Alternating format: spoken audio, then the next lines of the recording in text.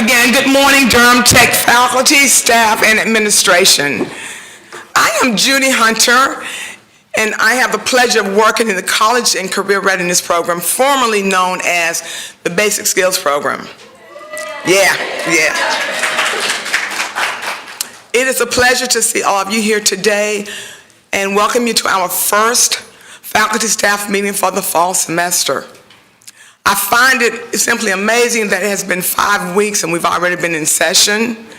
In a few more days, we'll be into a new month, October. Pretty soon, this semester will be behind us. We'll be in a new year and a new semester. Time really flies when you're having fun. Laugh.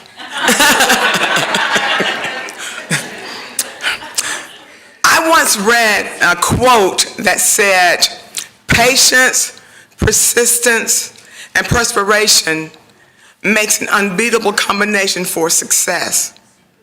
It's obvious that the faculty and staff at Durham Tech has exuded that. The reason I say this is I would like to share a personal story. Excuse me, I'm just getting over laryngitis, so I'm not getting emotional, I'm just getting over laryngitis. But I'd like to share a story with you. Some of you may have heard this before, and if you have, it's worth hearing again. Dr. Ingram and I share the same mechanic. I found this out strictly by accident. So one day, I carried my car to the mechanic, and they shuttled me in. And on the way in, the shuttle driver was chatting with me and said, "Oh, you work at Durham Tech?" I said, "Yes, I do." They asked what I did. I told them. They said, "Well, yesterday, I had the pleasure of providing shuttle service for your president."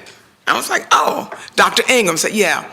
And they said that they were chatting, and she did not know that he was the president at the time. She just knew he worked at Durham Tech. So she said, "So what do you do at Durham Tech?" He said, "I'm the president." She's like, "Oh, that must be a really demanding job." And he says, "No, it's not. I have wonderful faculty and staff that support me, and they are the reason behind the success of Durham Tech."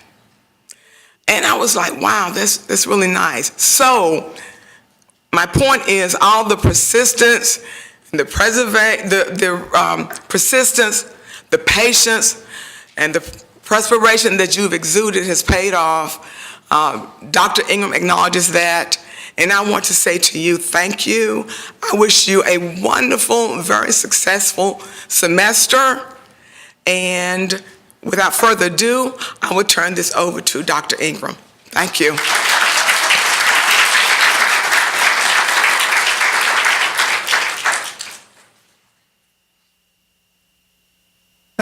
Thank you, Judy, and a shout out to WASP Auto, which is the coolest collection of hippie mechanics on the planet out there in South Durham. Thank you for being here today.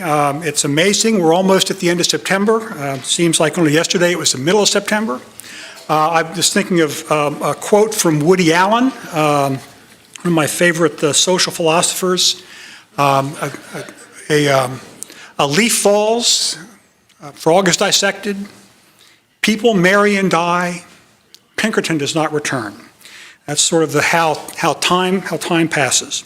But I'm glad you're here today. I know that rescheduling this meeting has led to some conflicts with other events planned on campus. I apologize for the inconvenience, but we decided that meeting today would provide us with a bit more time and sort of separation from our convocation, and also enable us to talk about a number of important and exciting initiatives that we weren't quite ready to discuss a couple of weeks ago. But before I share with you my opening comments, I'd like you to join me in a moment of silence to remember Sandra Covington. Sandra was the program director for pharmacy technology. She was employed here at Durham Tech since 1993 in a variety of roles. Started as an adjunct instructor in pharmacy technology, was clinical coordinator. In 2008 became program director. Sandra fought a tenacious battle with cancer and passed away on Monday. So please join me in remembering our friend and colleague, Sandra Covington.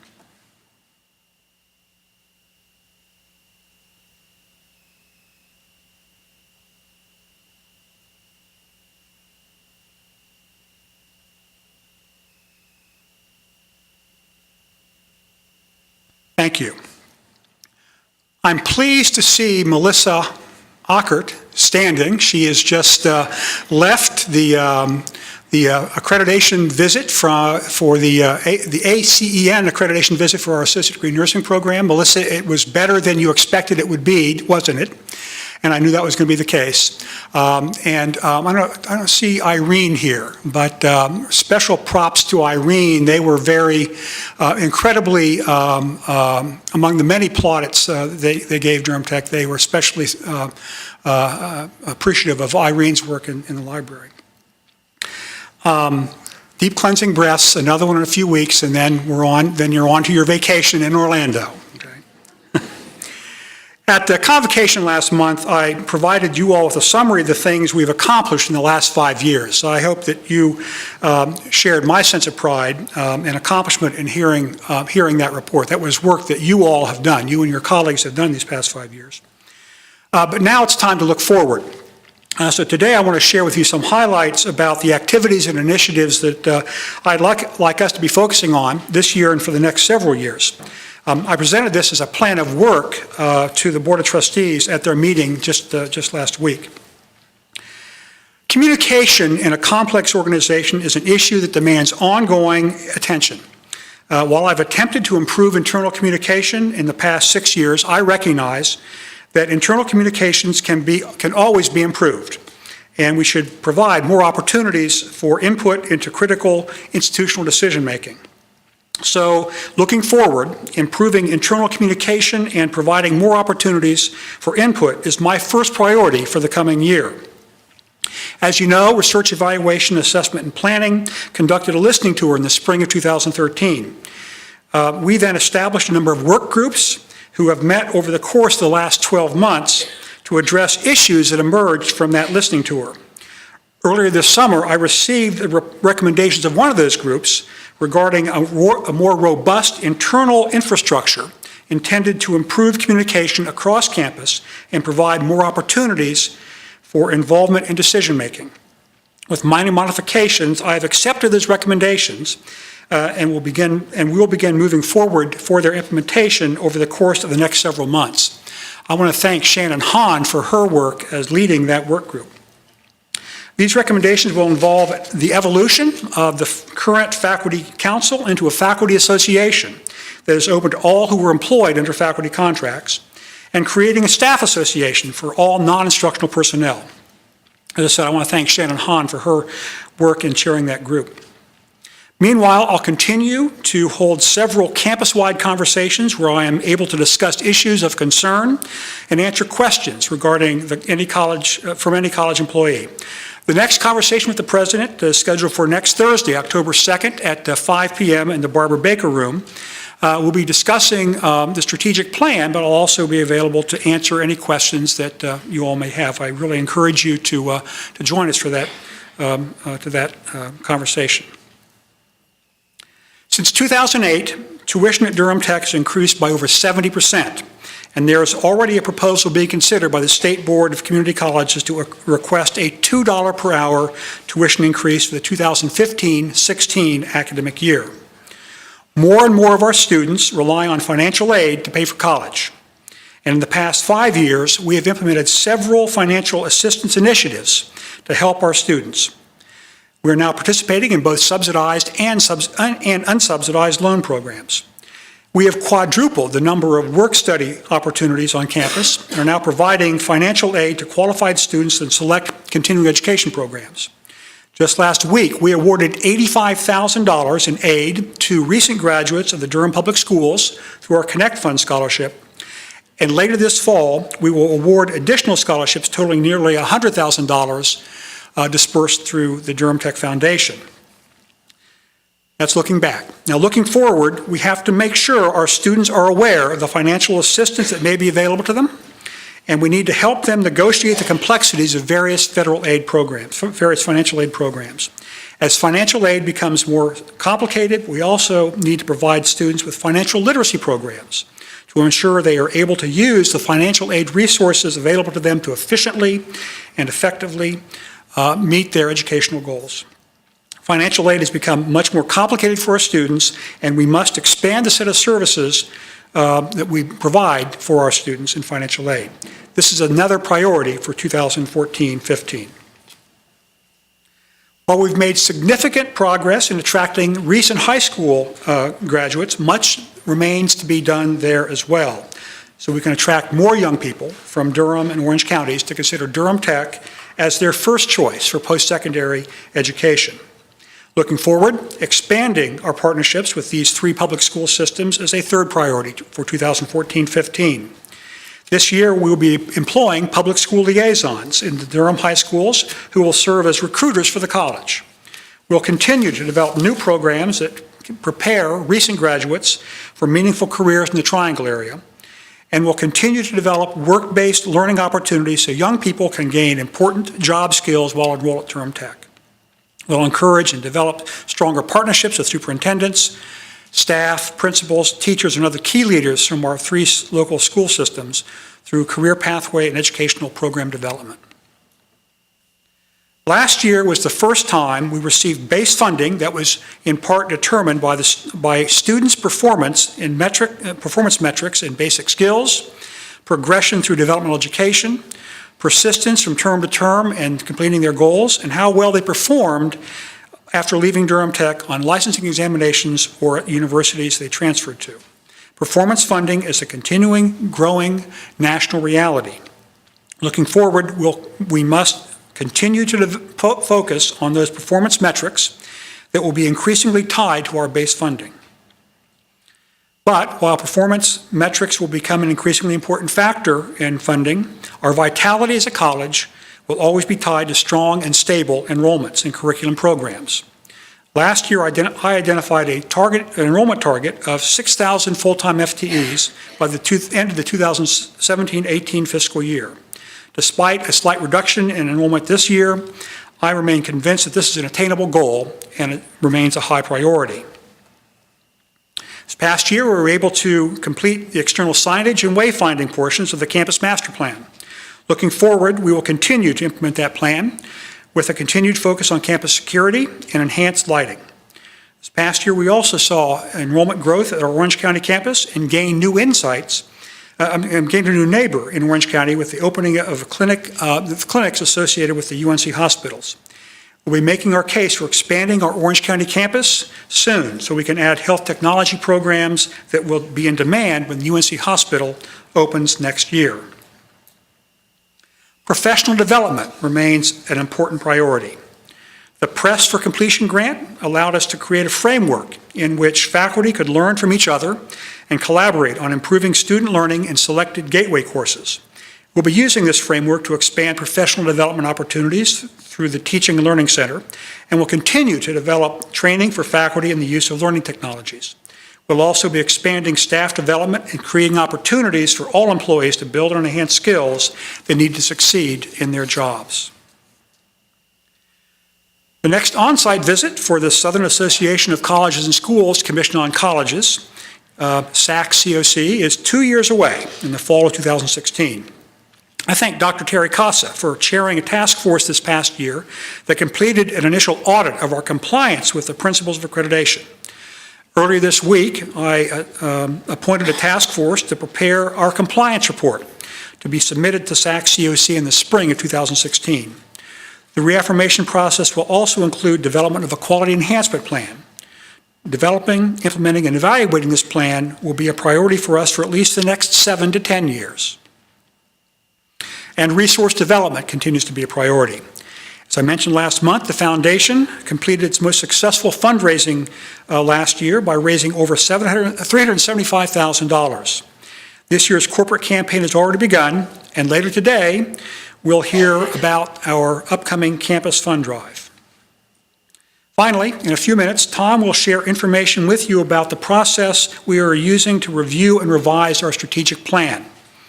This process was kicked off with the 2013 listening tours that I mentioned a few minutes ago. I'm excited about the energy level that has been created by this process with both internal and external constituencies. And I'm very excited about the themes that have emerged as the focal points as we move forward.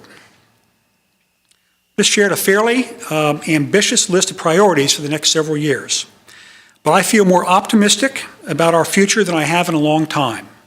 I continue to feel a sense of energy and excitement on campus that has been lacking for a while.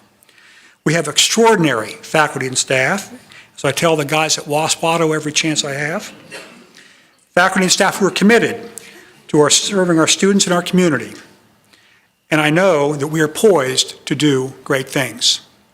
Thank you for your great work.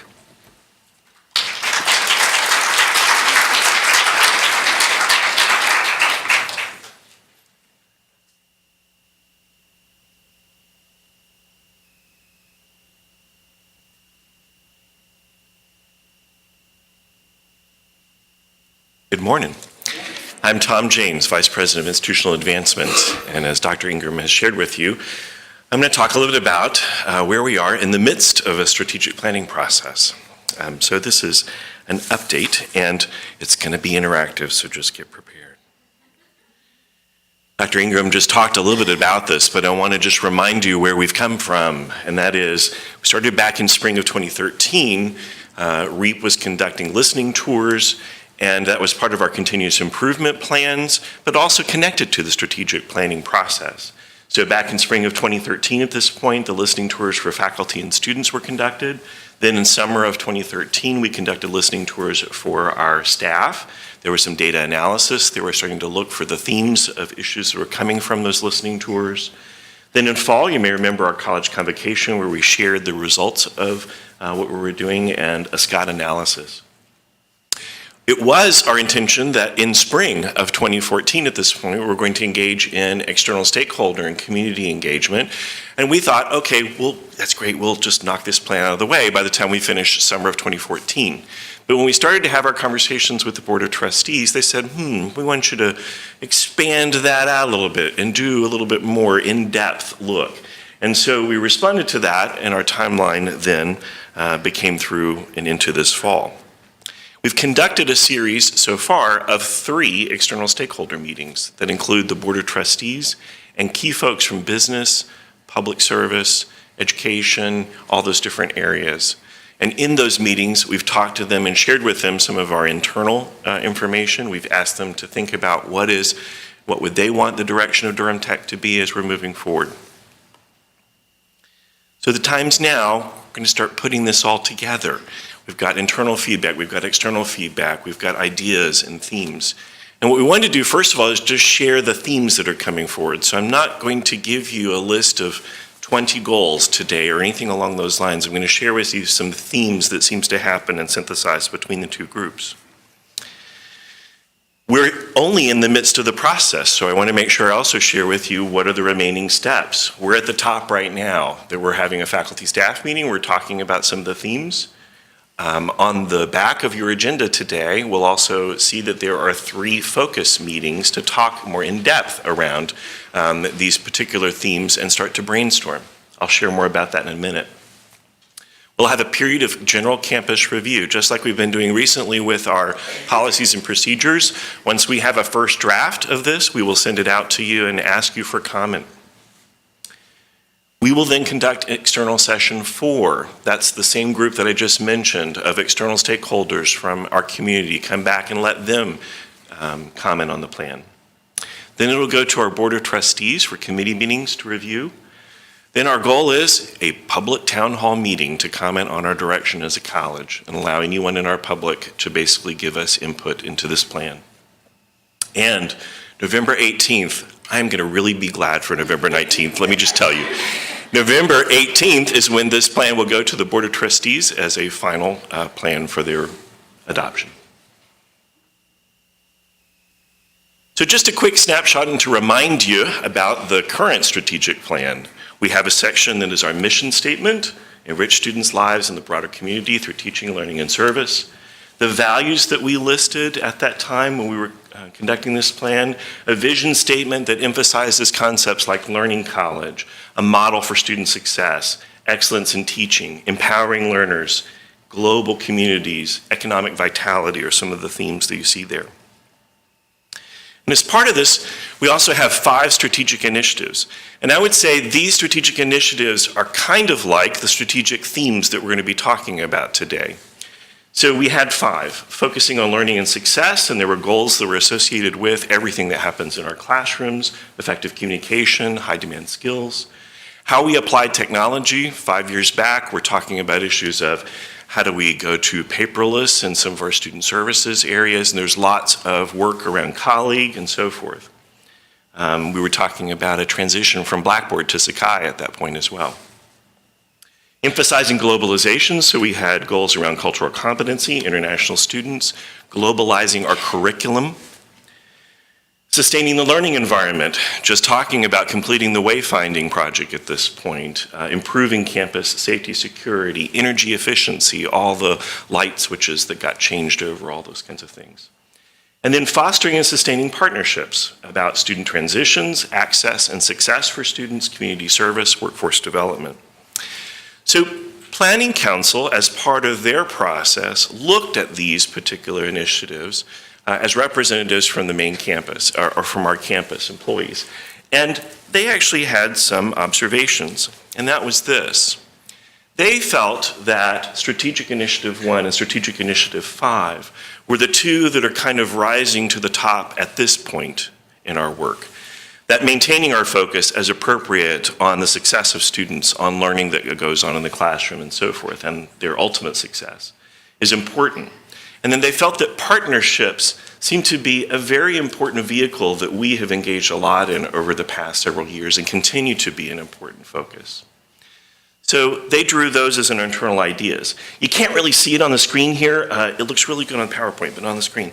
But the other things are still there. They're just less prominent. And they are still there for a reason, and that is, wasn't that those things were not still important ideas, but there was an idea that those were methodologies that we might use and incorporate in all the work that we are doing going forward. So then we transition into some external ideas at this point, and there were some fundamental questions that our external partners ask of us. One is, where do you talk about preparing people for careers?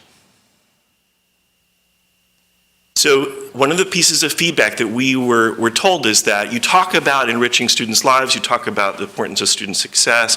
Can you put the issue of talking about preparing for people in careers more forward in our work? The other question that came forward around lots of discussions on information that we have received from surveys and so forth is that, and you know these things, students come to us as the fallback. We're the college they chose after they didn't get into another college, or we're the college they chose, as a result of going back and re-careering and so forth. So there's this angst around, what if we are the first choice for the students at this point rather than the fallback choice or a second choice? And then the other thing is they ask the question, partnerships, is that really a goal? Or is that, again, a method to get to the work that we need to do? So there are 3 themes that have emerged, I think, as part of this work in synthesizing the 2 together. The first, the one that external stakeholders had a lot of energy around, was this question of Durham Tech as the first choice. And in our discussions around these concepts, some of the things that have occurred is Durham Tech is a first choice, and we didn't define a first choice for whom. So is it first choice for students? For employees, for employers, for our community. And I think there's some richness in leaving that vague, because I think we can consider that our work is about making ourselves a first choice for our students primarily, but also a first choice for employers in our area that want training, a first choice for our own employees who want to work here. What do we do to provide an environment that makes this a first choice for a place to work? The second theme, we're putting it forward. Prepare people for 21st century careers. It's interesting that some of the conversations around this particular one is that there was a thought that it might be prepare people for 21st century jobs. That didn't resonate as well. We don't want to prepare people for a specific job. We want to prepare them with skills that they have to create a career for themselves. But then the last external stakeholders meeting they had, they even questioned that. They said, is a career an outdated concept in today's world? Do you actually work for one company your entire life? I don't know what that is. I actually have worked for one company, it seems, in my entire life at this point.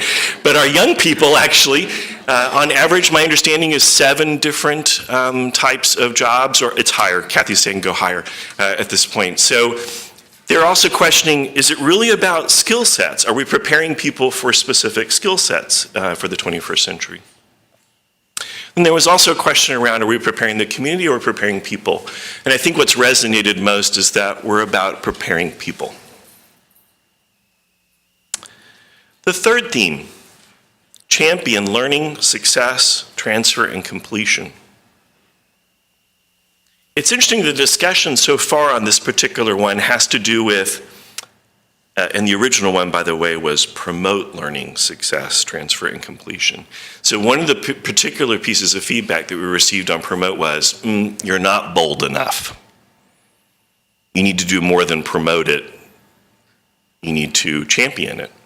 So then there was a question, well, do we really mean ensure learning, success, completion?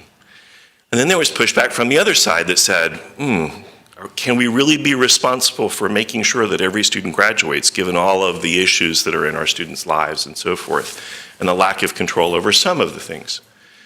So there continues to be this tension around that particular word on this theme. But the idea here again is, what are we doing as an institution to champion, to put learning forward, to put success, completion, to transfer to our universities? The other very interesting thing that happened in the most recent one for our external stakeholders is, I think when we use the word transfer, we know what that means in the context of transferring to a university. But it was interesting, our external stakeholders thought that meant transferability of skills. I also kind of like the vagueness of that.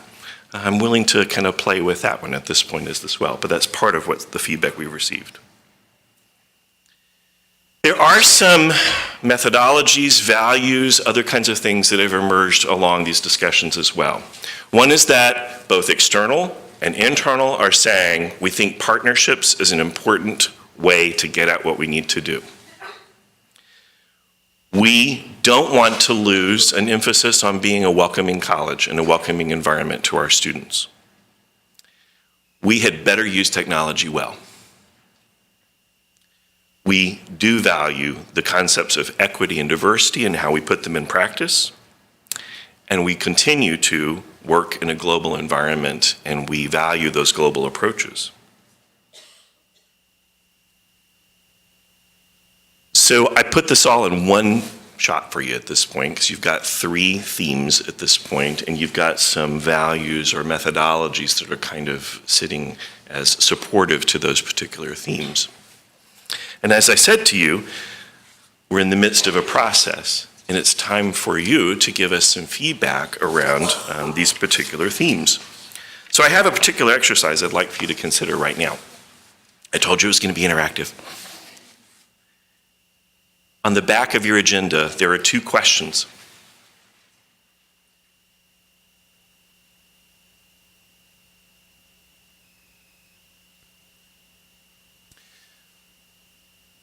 It's very important that if we decide on a strategic direction for the college, that every employee feel that there's a way that they contribute to that strategic plan. So one very important question that we need to consider at this point in time is your work, your important work.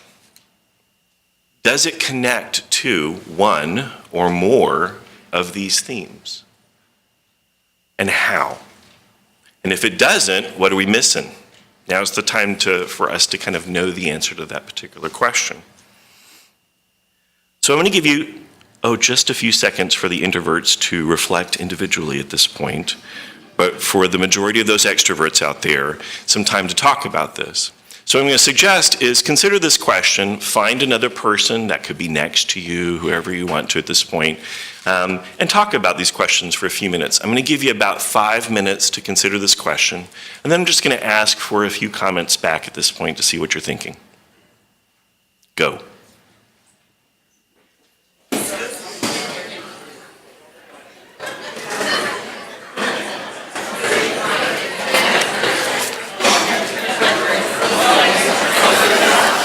on out there?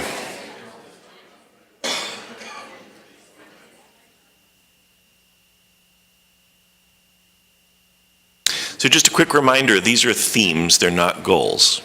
Okay, and so part of the work that's going to happen in the next couple of weeks is how do we translate these ideas into, into work that we can do, measure, and put on a timeline at this point. So, but I want to entertain any comments, questions, things like that. Mm-hmm.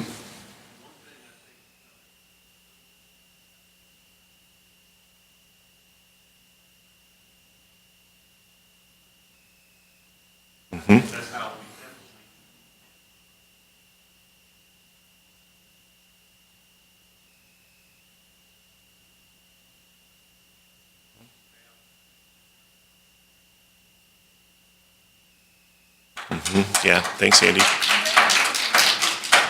That's not the first time I've heard that particular comment connected to those two at this point, but yes, customer service and improving that particular area could very well be a goal that's associated with either one of those particular ones. Janice?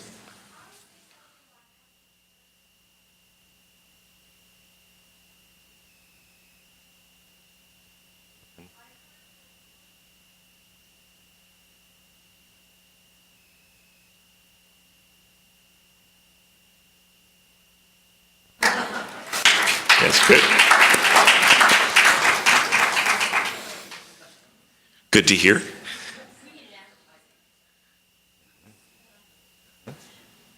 Other comments, questions? Nate?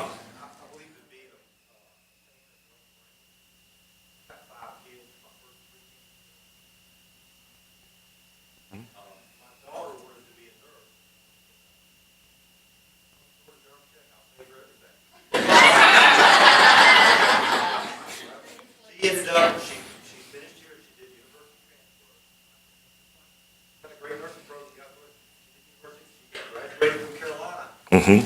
She paid for Carolina. Yeah. Good for that. And one of the things we've definitely heard connected to this is about storytelling. And we need to do a better job telling our story because apparently the external community doesn't necessarily know all the good things that we're doing here. We tend to, according to them, keep it a secret. So part of the things you're going to see later in this particular meeting is one attempt to get at that. Yes, Karen.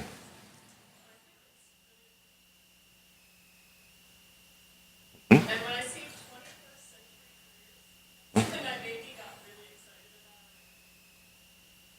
about. Mm-hmm. 1998, but not 2014. It's what it is. So that term doesn't resonate for you. Do you have an alternative? No, I don't. Okay. Yeah. That's also not the first time I've heard that question on the term 21st century. But part of that is also, is there a term that resonates better there? Hmm? Jobs for the Future is also a particular initiative too, so. Yes.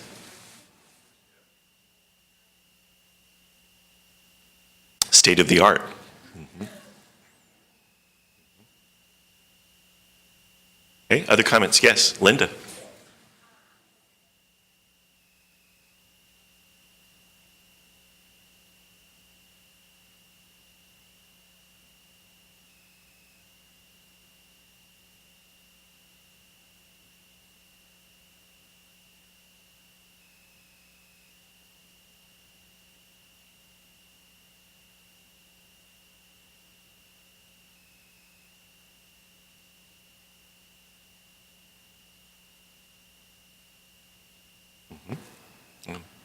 And I would wonder, I was expecting to hear this, or expect to hear this comment at some point, is Durham Tech's done an awesome job around community service and service learning. So one of the questions I would wonder is there a connection there with these three themes, or is there also something that we would think about there?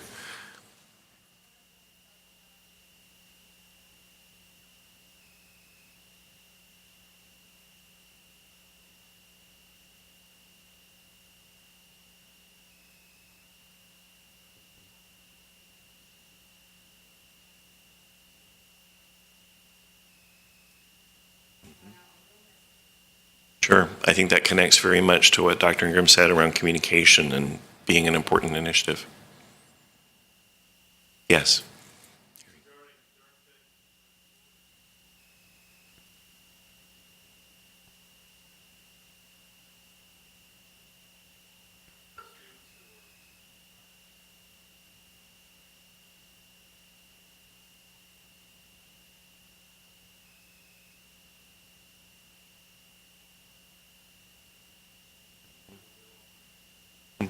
Good question.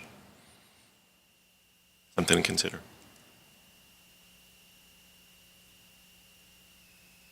Any other comments for now? So my goal today was to introduce these topics to you, of course, not to settle upon the topics. And you've got a couple of ways that you can interact as we move this forward. We've got 3 meetings, as I mentioned to you. They're listed on your sheet here. 2 that are here on main campus, 1 in Orange County at this point. You're welcome to attend 1 or all if you're really a strategic planning groupie. Come to all 3. I'll be at all 3.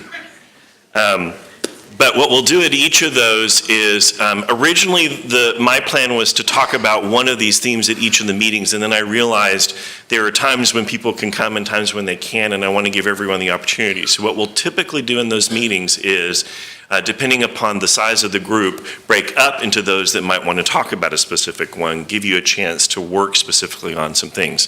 We'll get deeper into this.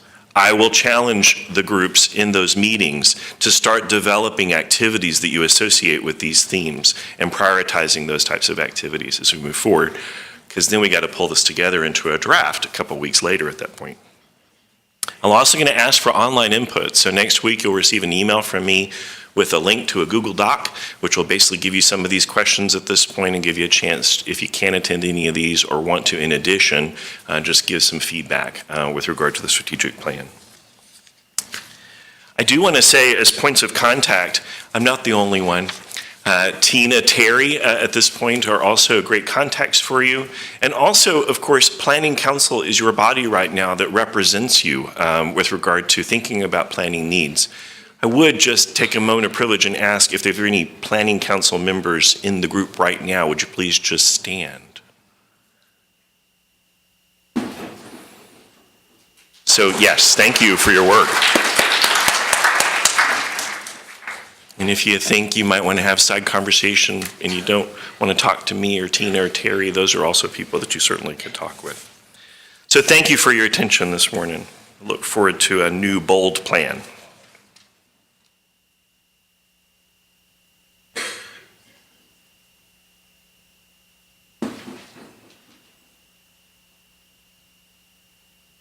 Good morning.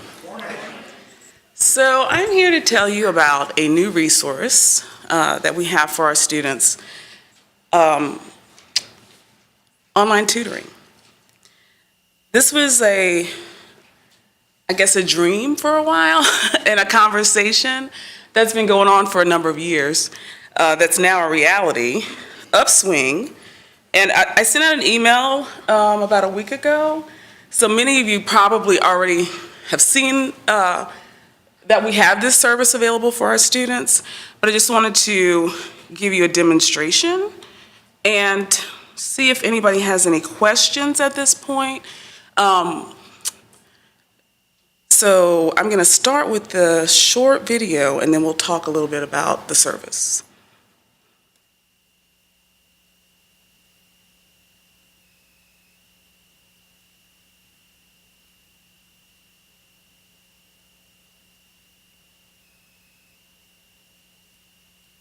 This is an actual session with a student.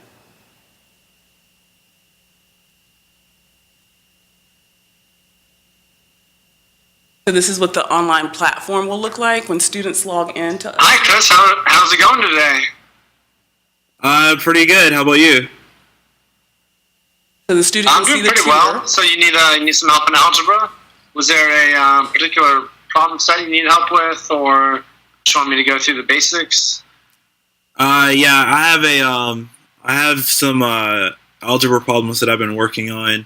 I showed them to my instructor, and they said that it was wrong. So I was just kind of hoping that I could get some help and figure out what I'm doing wrong. Basically, what you can do is if you have a problem set or anything that you've been working on, you can use the Assets tab over here right beneath the video to go ahead and upload any documents, PDF, Word documents. Just send them to there. It'll also give you the opportunity to load that document onto the whiteboard if you like, so that we can write on it and both look at it in real time. If you don't have the document, you can always use something like the equation editor or the pencil to upload it, or we can just talk through some of the problems. Oh, great. Okay, so it looks like you have an electronic version of it. Okay, great. And also, if you have any work that you've been doing on these problems, you can upload those as well. If you look down here in the bottom left-hand corner, you can switch between pages. So if you want to upload any work that you've done onto page 2, that would be good as well. That way I can see where exactly you're having problems with. Okay, so I'm going to stop there. Upswing is free to all Durham Tech students. The way that students can get to Upswing, if you go to the Durham Tech homepage, currently there's a banner, but if you go down to the CAE, Liz has put a link on the Center for Academic Excellence page down here, Upswing Online Tutoring. So you can click on that. And then students will use their web advisor login, but I'm just going to show you a test account here.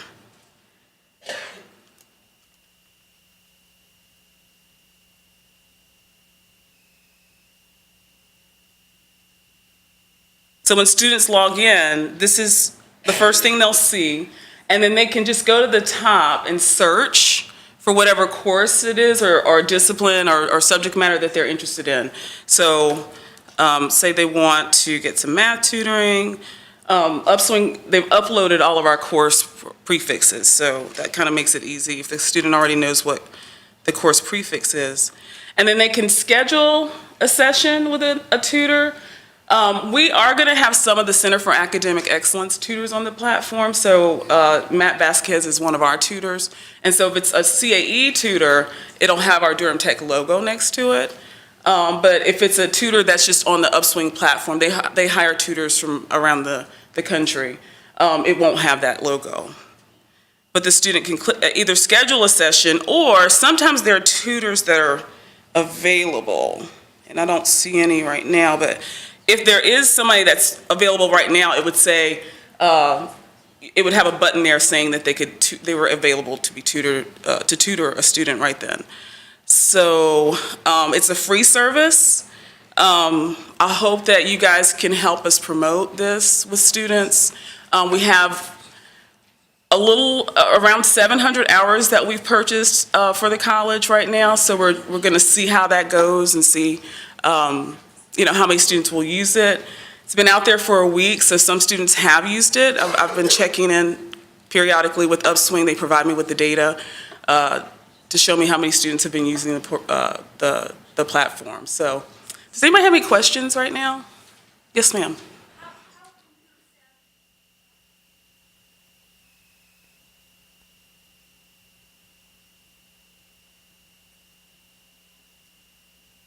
Yeah, so I'm glad you asked that question. If you have a student that's interested in using it, we have folks, student ambassadors that can sit down with the student that wants to learn how to use it. So you could just send them to us. I do think that this will be for some students, and other students will still want to have the one-on-one tutoring or face-to-face tutoring or drop-in tutoring. So this is an additional resource. So yeah, just let us know if we can help a student. We also have a setup in the CAE, so you don't have to have a camera or a microphone, but it's nice if you do. So we have a setup in the CAE in one of our rooms. If a student wants to use, say we don't have our Spanish tutor here and they want Spanish tutoring, then they can use a computer in the CAE and schedule a session online. Other questions? I have two questions, and I'll come back, so we'll take this one first. Who are they? Upswing hires tutors, like I said, from around the country. I think some of them are international, But they use the same certification process that we use through CRLA, the College Reading and Learning Association. So they vet their tutors in the same manner that we do. Oh, Judy.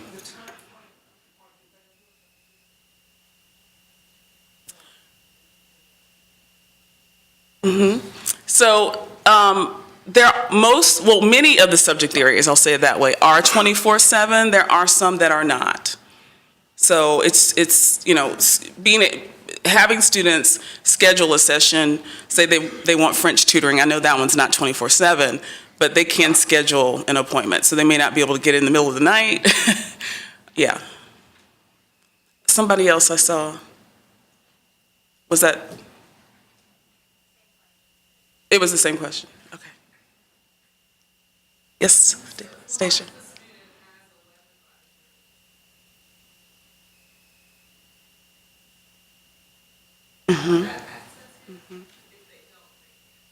Right. I know that IT is working on the group of students that we've been talking about, getting them Connect Mail accounts so that they will then be able to have access. There is one kind of caveat to that, in that if a student is under 18, they have to have parental consent to use this. So I have the parental consent forms. If you know a student that's under 18, so like our middle college students and things like that. Is that it? Okay, thank you.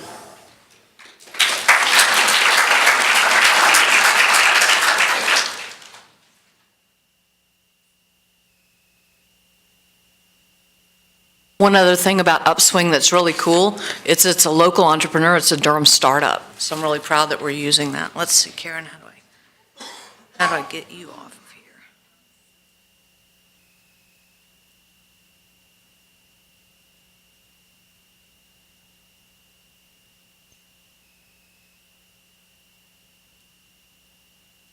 Hi, I'm Carver Weaver. I'm Director of Marketing, and it's my pleasure to be here with you today.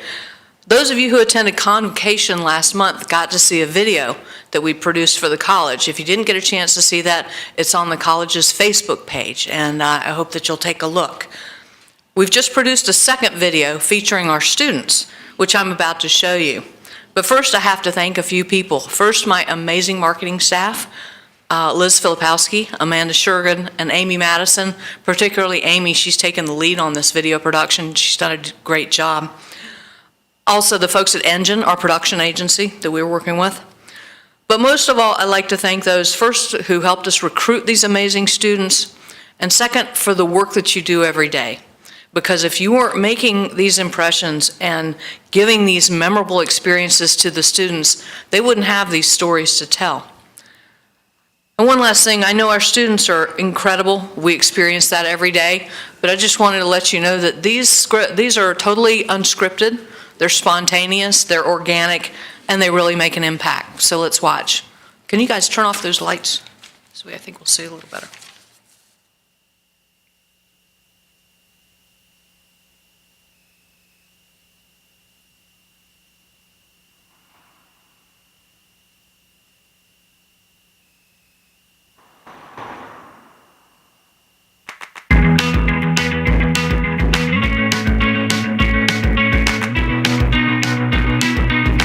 The great things I'm going to do with my life is own a business. I'm really excited about it. I have a whole plan, and I feel like Durham Tech is going to help me a lot with my career.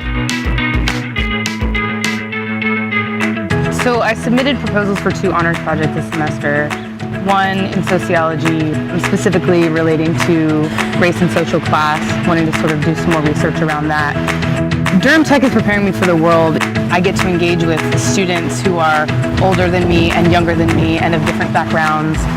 Durham Tech's faculty also is really diverse in the ways that they come from so many different places and so many different educational backgrounds, and it really helps instill in me a real honor for and respect of that kind of difference that comes together to make a real beautiful tapestry of education.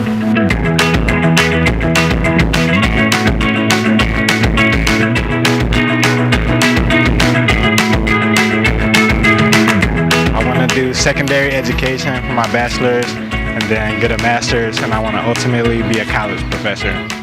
I want to teach history. When I came to Durham Tech, I was surprised at how similar it was to a four-year university. The instructors, because we have smaller class sizes, they're able to interact with you more one-on-one and give you the help you need. We had Ola Mania. That's the Welcome Back to School festival that they have on campus. They have free food and games, and all the different clubs at the school come out on campus into the courtyard, and you just get to meet more people, learn about different opportunities at the school.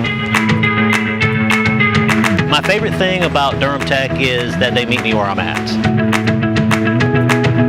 There's a lot of really passionate instructors at Durham Tech. A lot of them are very knowledgeable, and they're much higher quality and much more engaged than I was ever expecting to find at a community college.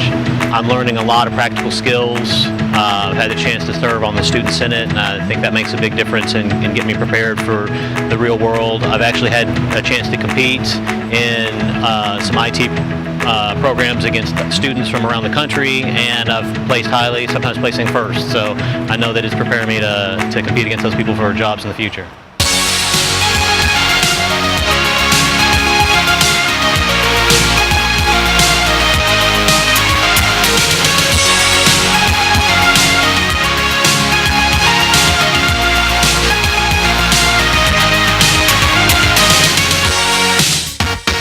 I feel like I'm getting a lot of experience, and I am so proud to be a Durham Tech student, and I love going to school there, and I feel like everybody that could go to Durham Tech should take a chance to come. I think if anybody was contemplating attending Durham Tech, meeting with an instructor in your field of study or in your intended field of study would be a really good place to start. Our instructors are very friendly, and they really give a good sense of how it feels to be on campus and how it feels to be a student at Durham Tech.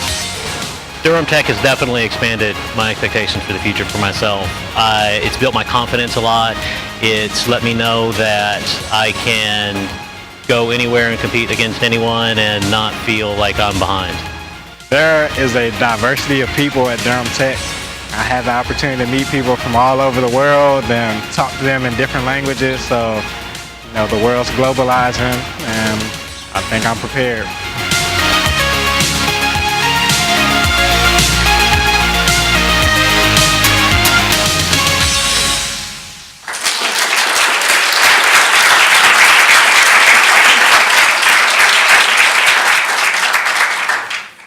Thank you. A couple other things. First, we're going to be producing a similar video for Orange County, filming in Hillsborough and Chapel Hill. So we'll be recruiting students for that. I'll need your help. And we'll also be taking outtakes from these videos and making them into television commercials that we'll be running over the next several weeks to boost enrollment for spring semester.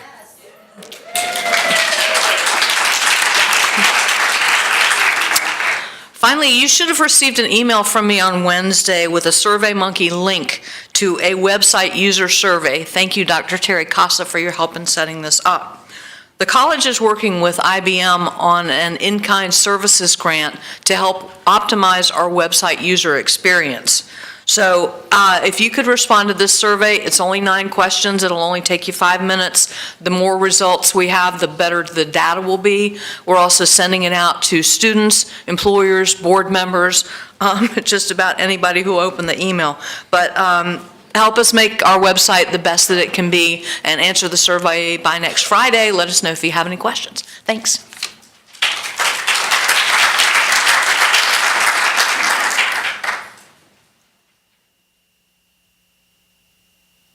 Good morning, everyone. Melissa Chappell, Executive Director of the Durham Tech Foundation. And my main task today is to preview with you our plans for the Campus Fund Drive this fall. That's actually not going to kick off until about mid-October, but we wanted to take this opportunity where we're all in the same room to sort of give you a glimpse into what we'll be doing. But before we get to that, I want to just give you a general update on big picture what the foundation is doing. I thought I'd do it CNN style, 5 things from the foundation for you today. Item number 1, we're recruiting new board members for our foundation board. And these folks are so important because they are our connectors in the community. We have Susan Hester, Associate Vice Chancellor for Advancement from North Carolina Central, who's just joined our board, which is really nice to continue that connection given the Eagle Connect program that has launched this fall. We're also continuing to recruit members to represent other industries, including manufacturing and healthcare. If you have any suggestions, recommendations, please feel free to let me know. Number 2, our endowment. Every so often, a foundation like ours issues an RFP for investment management services, and we've done that. These are the folks who help manage and grow our endowment. So with the help of Robert and members, probably 2 or 3 inquiries so far, and I just wanted to encourage you to think about if there is something in your area that could benefit from, a small amount of money to really kind of move the needle. So think about what might help make your area more efficient or your classroom more innovative, and feel free to give Janelle and me a call and talk about your idea. And finally, number 5, the Campus Fund Drive. I'd like to take a moment to introduce you to our committee, and Kaylee Farrell is a co-chair, and she's with us today, and Kaylee, come on up. Phil Goins is another co-chair. Unfortunately, he's not here this morning, but I wanted to also just let you know who the other members of our team are, and if you'll stand up. We have Tony Brown, Patrick Hines, David Kittrell, Makara Lewis, Tony Shipman, Nate Smith, and Peter Woldridge. So thank you all for serving with us. You'll be hearing from these folks probably during our campaign in October, and we're thankful for all of their energy and ideas. So I'll turn it over to Kaylee. Thanks, Melissa. Good morning. The Campus Fund Drive Committee began meeting this week, and we're busy making plans for this year's fundraising event. It will begin October 13th, so remember that day, and it will continue through October 24th. And like Melissa said, you'll be hearing a lot from us, so you won't forget the days. We have set a goal of $40,000 this year, and we'll need help from all of you in order to achieve it. And of course, there will be prizes for donors. This year, we'll be giving prizes for first-time donors, for employees who give during the first week, which is why it's important to get in there early, and for those who are able to increase their annual gift by 10%. Also, the committee felt that it was important that faculty and staff know how their gifts are used across the college, so we also have a video for you today. It's a little bit less high-tech than the marketing video, shot on my cell phone mostly. But I think you'll recognize some familiar faces, and you'll see many of the ways that foundation support makes a difference here at Durham Tech. Oh, I knew that was going to happen. Hold on. Sorry, technical difficulties.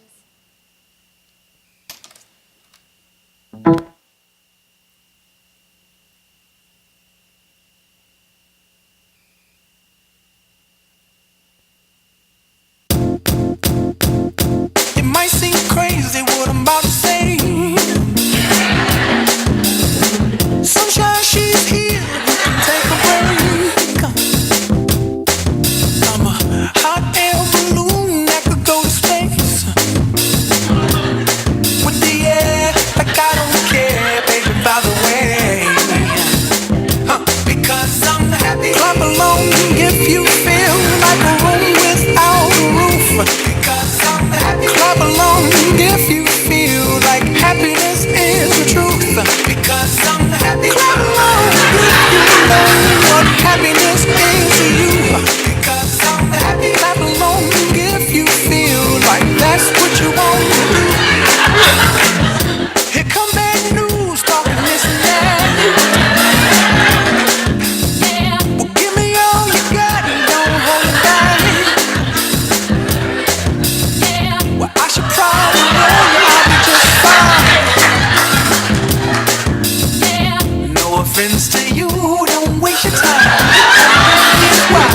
Because I'm happy. Clap along if you feel like a room without a roof. Because I'm happy. Clap along if you feel like happy.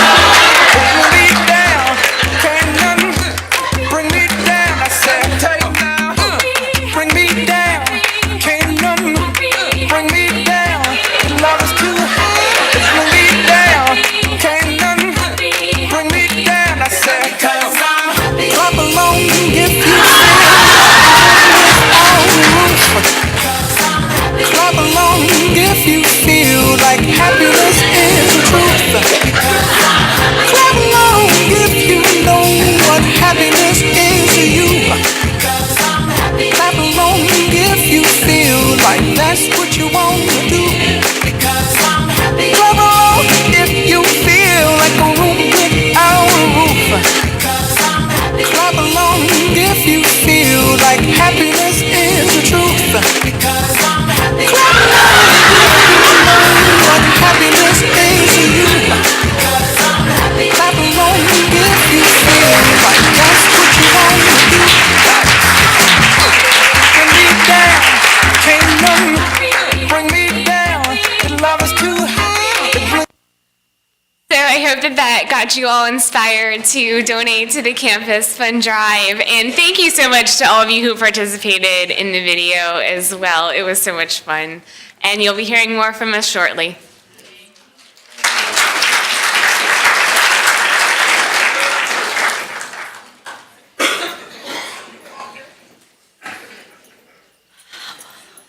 It's always fun to start after that, right? Because I'm happy. I am. I'm really happy to tell all of you that this year our benefit costs have not gone up. That's a good thing. Open enrollment is going to be beginning on Wednesday, October 1st. So it's going to run for your health care plan October 1st through October 31st. Peers Group's also going to be here, and this is our open enrollment for the soft benefits for dental, FSA, vision, critical care, cancer coverage, any of those coverages. That's beginning October 27th, and that's going to run through November 7th. Don't worry about writing all this down. I'm going to be emailing everybody shortly after this meeting today with all the details. Andre and I are going to also be holding briefings on the 6th and 7th to reiterate the health plan and the different coverage choices you have. So we'll be available to go over those with you as well. We're going to have a flu shot clinic on October 22nd from 10 to 2 over in the Barbara Baker room, so please get your flu shot. Again, this is extended to all employees who have the state health plan. If you have Blue Cross and Blue Shield through your husband, as long as you bring that card, you can also get your flu shot here. We're going to be having our second health and wellness fair on October 29th in the multi-purpose room from 10 to 3. We're going to have several vendors here. We're going to have students here doing facials and massages. So we're going to have several events geared around health and wellness. In fact, HR is saying October is going to be Health and Wellness Month, but today we're having GG cupcakes, so don't hold that against me. You know, I need to start providing healthy snacks as well at these meetings, and I'll start doing that. No, GG cupcakes? All right, okay. We're going to have the Pierce Group advisors here again. If you have an FSA, you have to re-sign up. That's by law, by the IRS regulations, so you're going to need to re-sign up, but it's going to be for a full calendar year.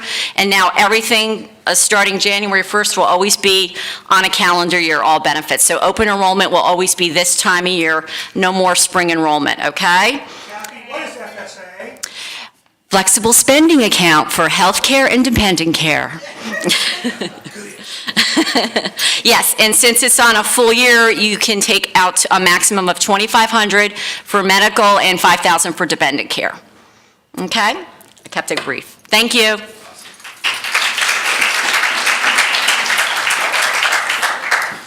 Last thing between you and Gigi. First thing is I want to say a word of welcome to Chanel Smith, who is our new transcript evaluation specialist. I think Chanel is here. Is she here? Yes. Hi, Chanel. Also want to make a quick announcement, and that is the holiday gathering date has changed. It was December 11th. It's now December 18th, Thursday, December 18th in the evening. The awesome news, the Cotton Room at Golden Belt. That's going to be great. So we're looking forward to spending holiday time with you on December 18th. I do have a quick quiz for you today. And you got to use your best multiple choice test taking skills for this 2 questions at this point. So the first question is, what is the best thing that happened at Durham Tech in the year 2004? You ready? Was it A, construction began on the new Student Services Building? Was it B, we started planning for an Orange County campus? Was it C, we were given a significant grant called Achieving the Dream?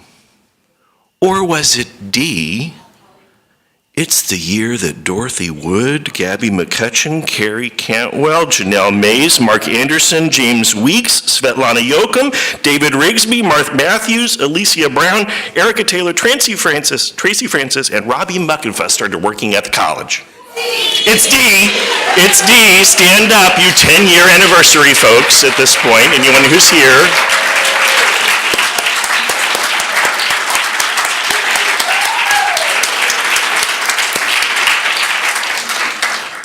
What an awesome year, 2004.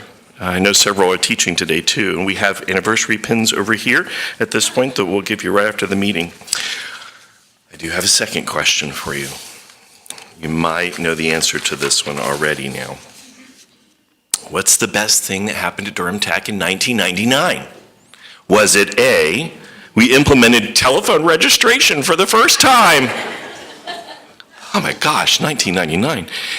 We held classes at the Orange County Skills Development Center for the first time. Wow, taking us back. We got 2 awards from the System Boss for volunteerism in the work first, or was it D, it's the year that Greg Mimick, Janice Stewart, Mike Zerbiak, Phil Goen, Sue Chang, Toshi Shonek, and Cynthia Davis, 15 years of employment. Stand up if you've got 15 years at this point. Sue's representing well. She's here, all right, take it, Sue. And this person could not be with us today, but I'm not letting her off the hook. 25 years of service. When you see her in the hallway this week, Kathy Zarilla. Make sure you wish Kathy a happy anniversary at this point. Thank you, everyone, for a great meeting. Enjoy the cupcakes.